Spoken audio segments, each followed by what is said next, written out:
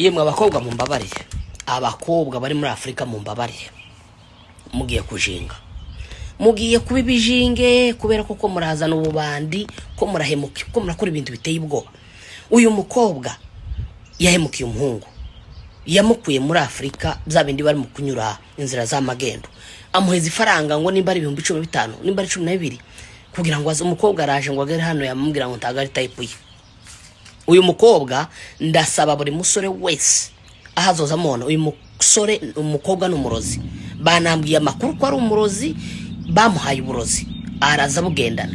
None gamwe abantu abahungu muramenya bashaka uyu mukobwa mutagira kumukwepa muhunge, ni umurozi, ngo n'umurozi afite uburozi aza bugendana, aza nabunyunyuza. Umuntu uhemuka gutyo yoreka kunyunyuza uburozi, aza bunyunyuza aza bugendana. Mumwitegeze ko murabona amenye yiwe yarabaye gute. Wa muhungu bari barakuroze, nawe uri igipfu.